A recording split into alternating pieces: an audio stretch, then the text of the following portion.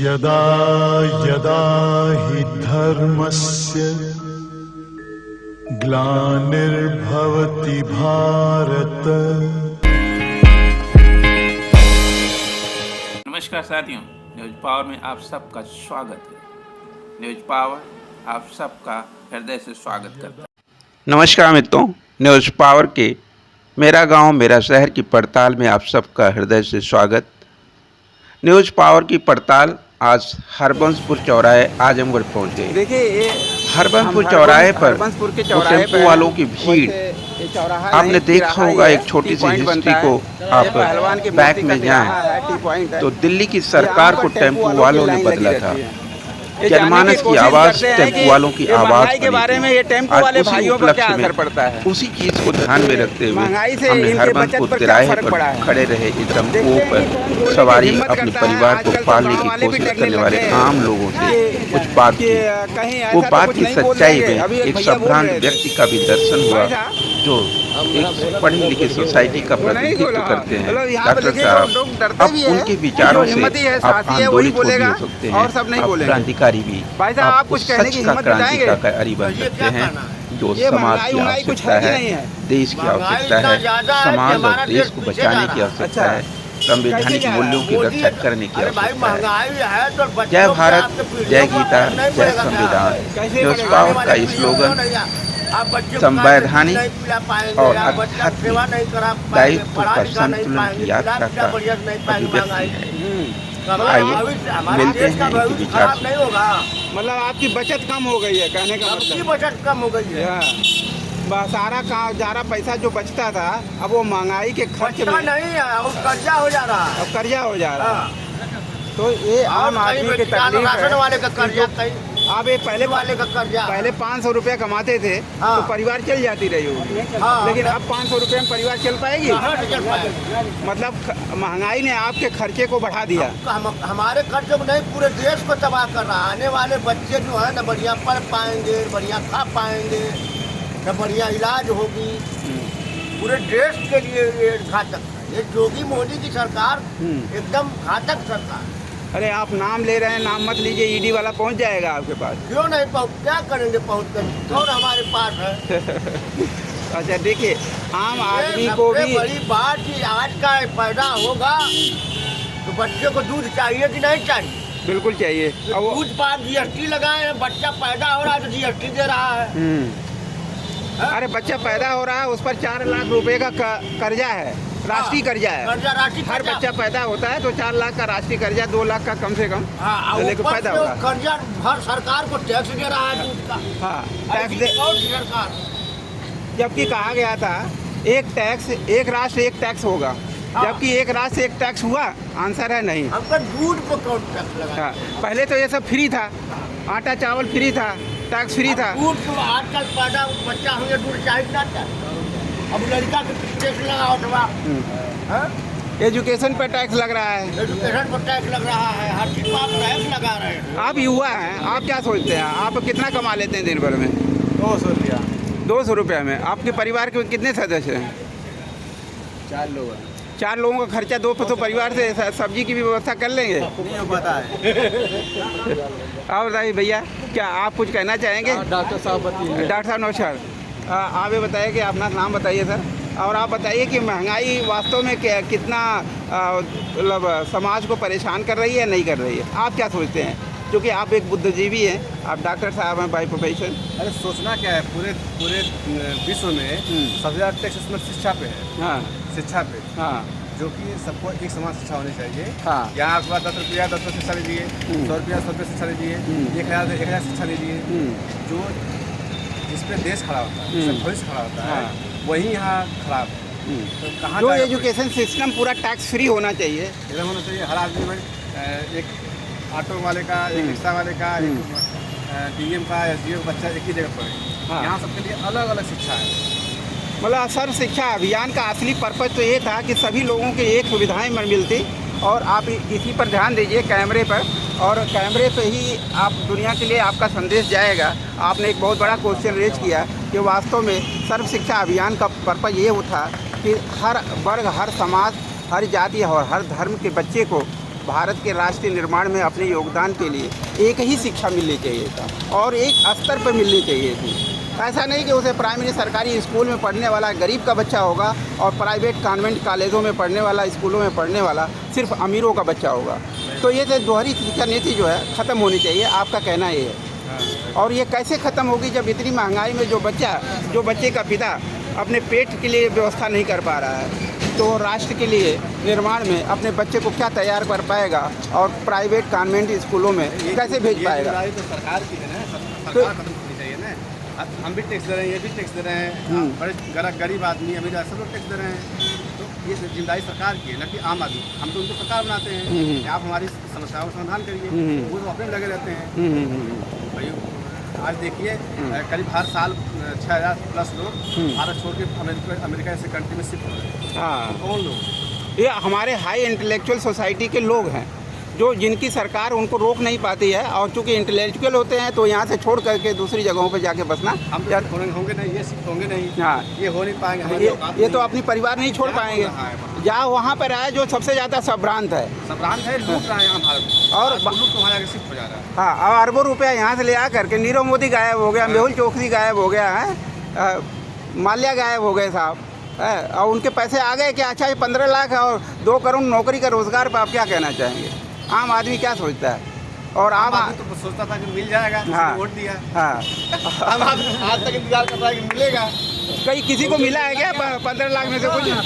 जो मिलना क्या, वो में नई शिक्षा नीति लागे हमारा लूटा जा रहा है। हाँ, नई शिक्षा नीति लागे, हाँ, वो भी जो हमको जो मिल रहा था वो भी लूटा जा रहा है। अच्छा, कि आप सरकारी पढ़िए, इतना पैसा देना पड़ेगा, प्राइवेट पढ़ेंगे तो इतना आपको मिलेगा। बीएड का महत्व आप समझते हैं? बीएड का महत्व खत्म कर दिए लोग, क्योंकि आम आदमी को रोजगार उससे मिल जाता था। इसलिए बीएड की व्यवस्था को ही खत्म कर दो, ताकि लाके बीएड खत्म कर दो। सरकारी संपत्ति जो है उसको बेच दीजिए आप उद्योगपतियों के हाथ में। अभी जो 6 लेन बन रहे हैं, 4 लेन बन रहे हैं, एयरपोर्ट बन रहे हैं, उससे कितने गरीब का फायदा है? 6 लेन से उद्योगपति फायदा है, उससे पैसा ले रहे हैं, वो पैसा वसूल रहे हैं। हम कह रहे हैं आप 6 लेन की जगह कोई ट्रेन बनाइए, आम आदमी को चलने की, आम आदमी चल सके, बड़ा आदमी चल सके, एक ही सफर कर सके, कम पैसे में कर सके। सरकार की इनकम होगी, सरकार के पास रोजगार होगा, नौकरी होगी। ये लोग 6 लेन बना रहे हैं, उद्योगपतियों को फायदा हो रहा है, इससे कौन चलेगा? Local train facility. एक हमारी पहली गाड़ी है, ये गाड़ी है, हम कहते हैं 6 लेन पे जाएंगे, अगर रोज 5000 खर्च कर लेंगे वहाँ पे। तो सरकार को उसके बाद सोचना चाहिए जो सबसे गरीब उसको नहीं चलना चाहिए। सरकार उसका छोड़ दे रही है, साइड हो, गरीबी मर जाए, गरीबी खत्म हो जाए, गरीब मर जाए। यानी गरीब रहेगा ही नहीं, तो गरीबी का नाम ही खत्म हो जाएगा।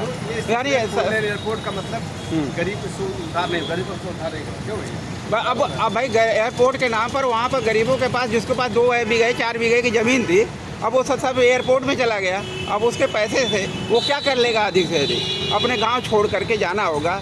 निर्वासित किया जा रहा है एयरपोर्ट के एरिया में बहुत सारे लोगों को, जो आंदोलन भी कर रहे हैं। आप शायद उसी मुद्दे की तरफ इंडिकेट भी कर रहे हैं। अरे किसान पूरा आंदोलन। हाँ, तो वो किसान कहाँ जाएगा, कहाँ खेती करने जाएगा, कहाँ खेती ढूंढेगा, अपने परिवारों को कैसे सुरक्षित करेगा? सरकार को ये चाहिए। बिहार में जाति जनगणना हुआ है, पिछले मंडे में रिजल्ट आया है वहाँ। तो आज जाति जनगणना की बात यहाँ तक है दिमाग में सबसे? सरकार कराए, हाँ, और ये पता करे कि किसके पास जमीन है, किसके पास सरकारी नौकरी है, किसके पास सरकार जो सरकार कौन है।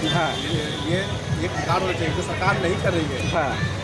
किसी को बिना नाप जोख के, बिना जान पड़ताल के, बिना किसी वजह से बस कोई गया सुप्रीम कोर्ट हाई कोर्ट में, उसको 10% आरक्षण मिल जा रहा है। आरक्षण का आधार क्या है?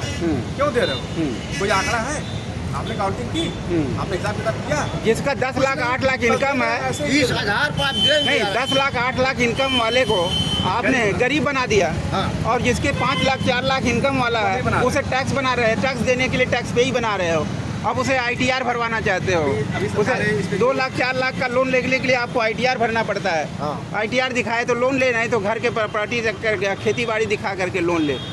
मतलब आप आम एक अपने पर्सनल तौर पर, अपनी पर्सनैलिटी पर आदमी लोन भी नहीं 2 लाख 4 लाख का ले सकता। नहीं ले सकता भाई, महंगाई को कोई अंकुश नहीं है। महंगाई तो जितना भाग, तो महंगाई से असर पड़ता है क्या आम आदमी पर?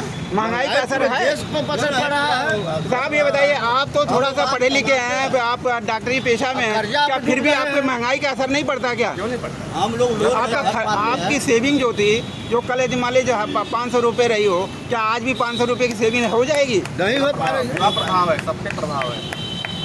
जो ये देखिए सबसे बड़ी चीज़ है कि आम आदमी आज की ये डेट में ये बताइए कि एक राजनेताओं को एक भ्रम पैदा हुआ है कि हम जुमलों की खेती करेंगे और खेती में जो जुमले का बीज बोया जा रहा है वो पेड़ बन जाएगा। शायद इसी भ्रम में लोगों को जुमले से राजनीति की जो यात्रा शुरू हुई है उस यात्रा को क्या आम आदमी नहीं समझता क्या? क्यों नहीं समझता? क्या आप समझते हैं कि आपको झूठा बेवकूफ़ बनाया जाएगा? पूरा देश जान रहा है। आपको नहीं समझ में आता है कि हमको बेवकूफ़ बनाया जा रहा है?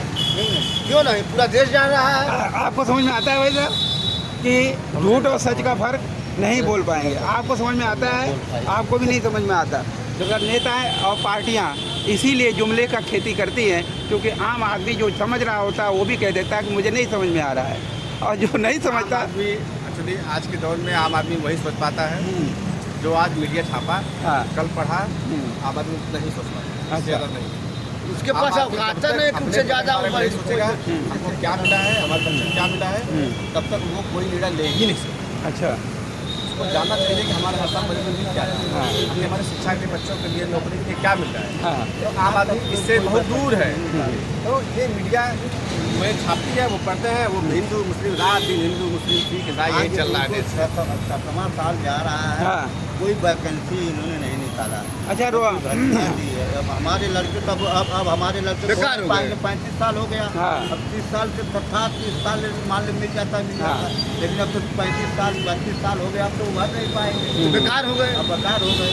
अब आप किस गांव से हैं भैया? नरौली नरौली पे? जी, अब कोई गांव भी तो होगा ना, खाली नरौली नाम है? नरौली गांव है। अच्छा, नरौली गांव मोहल्ला है। अच्छा अच्छा सर, आप भी तो किसी गांव से बिलोंग करते होगे? बड़ा अलीपुर गाँव, अलीपुर गांव। आपका कौन सा गांव है? हमारा हरबंसपुर।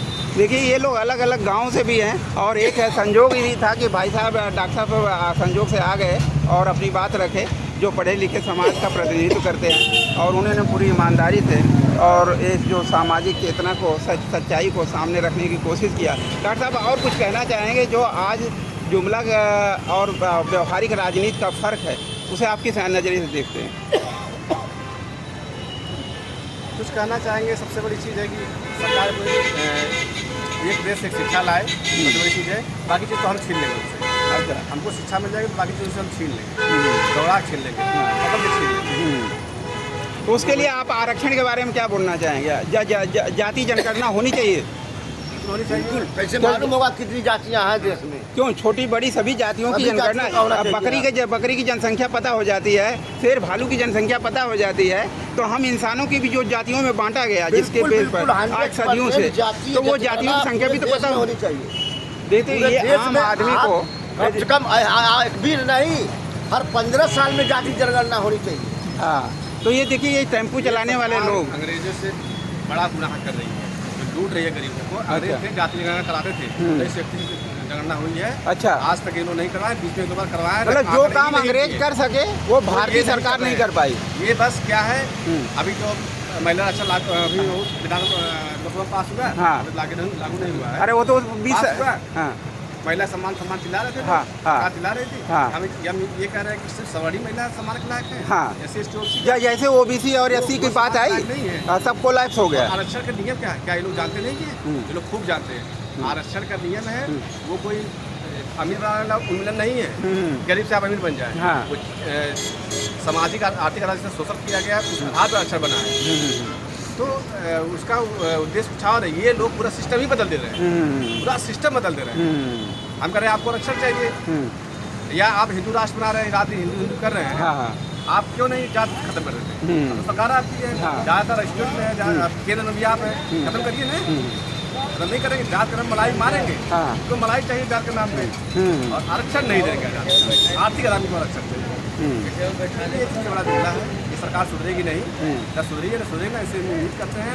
तो अब आज तो इंडिया और एनडीए दो जो चीज़ें हो गई हैं, तो क्या इंडिया और एनडीए के बारे में आपको पता है? हाँ, इंडिया, आप इंडिया को फेवर करोगे या एनडीए? हम तो इंडिया को फेवर करेंगे। आप इंडिया का फेवर करेंगे। आप डॉक्टर साहब क्या करेंगे? इंडिया, भारत, हिंदुस्तान, हाँ, ठीक है। पहली चीज़, हिंदुस्तान नाम का देश नहीं है कोई। हिंदुस्तान मतलब हिंदुओं को गुलाम थे। ये हाँ। भारत किसी एक धर्म का देश नहीं है। पहली हाँ, चीज हाँ। जो फिल्मों में और जो इस तरह के दिखाया जाता है, जो विश्व को लोग राजनीति करते हैं, हाँ। इंडिया भारत का नाम है। इंडिया इंग्लिश शब्द है और भारत हिंदी शब्द है। नेचुरल नाम है उसका। ये हिंदी शब्द है। हाँ, संविधान के पहले पद पर लिखा है India, that is Bharat. That is Bharat. यहाँ पे कोई राजनीति नहीं है, नाम पे नहीं। अभी हाँ। बीच बीच पे हिंदुस्तान ये वो चलता है, जो हाँ। मामा ठामा साहब आते हैं, छोटी सी बात हो। हाँ, भारत है, हिंदुस्तान है, नहीं। जो गुलाम देश था, ये गलत बात है। ये कई हम बात कर रहे थे इंक्लूसिव अलायंस की, INDIA, that is also called the India by including the all the world मतलब alphabet, but reflecting to INDIA, that is another concept of the inclusive alliance। तो आप जो है, आप सब जो है, ये इंक्लूसिव अलायंस यानी INDIA जो बना, और दूसरा भाजपा का NDA है। आप में से पूछा जाए, आप INDIA को समर्थन करेंगे या NDA को समर्थन करेंगे? तो आज इंडिया हम इंडिया पूरा करेंगे। अगर इंडिया ये लोग नाम नहीं रहते, 100 नाम रहता है, हाँ। तभी इनको हम करते हैं। हाँ। नाम से समर्थन नहीं है। हाँ। मेन हम INDIA के इंक्लूसिव कॉन्सेप्ट पे आपका समर्थन है। हाँ। ये इंक्लूसिव कॉन्सेप्ट हर आम आदमी को भी समझ में आ रहा है कि जो सबको साथ में लेके चलेगा, सिर्फ बोलेगा नहीं बल्कि सबका विकास व्यवहारिक रूप में करेगा, जो जाति जनगणना करवाएगा और उस जो जाति जनगणना के आधार पर हमें अधिकार भी 2024 में सुनिश्चित करेगा, वोट इस बार उसी को होगा। क्या यही सच है? यही सब ख़ास तौर से आजमगढ़ की ये समाजवादी धरती है, यहाँ पर सत्य और न्याय के एक पक्ष में हमेशा यहाँ की जनता खड़ी होती रही है। कभी भी पार्टियाँ बहुत महत्वपूर्ण नहीं रही, जो पार्टियाँ सामाजिक न्याय और सत्य के साथ खड़ी रही, जनता हमेशा उसी के साथ रही। जय भारत, जय गीता और जय संविधान। मित्रों, न्यूज़ पावर की यात्रा का जन्म संभ्रांत सोसाइटी में रोजगार की यात्रा से शुरू हुई थी, जहां हमने खुद रोजगार के लिए दिल्ली NCR की यात्रा की और वहां आजमगढ़ के प्रति जो दृष्टिहीनता थी, जो अभिव्यक्ति की वैचारिक विहीनता थी, जो सोच की कमी थी और किसी चीज़ को किसी चीज़ से टैग करके किसी समाज और उस पूरे ज़िले को उस चीज़ से टैग करके बदनाम करने का जो षड्यंत्र था, वो हमने सुना था। उस पीड़ा को झेली थी रोजगार की यात्रा में, पेट पालने की यात्रा में, सामाजिक और दैहिक दायित्वों को पूरा करने की यात्रा में। न्यूज़ पावर का जन्म उस पीड़ा से जन्मा था। आइए उसका सहयोगी बने, सहभागी बने।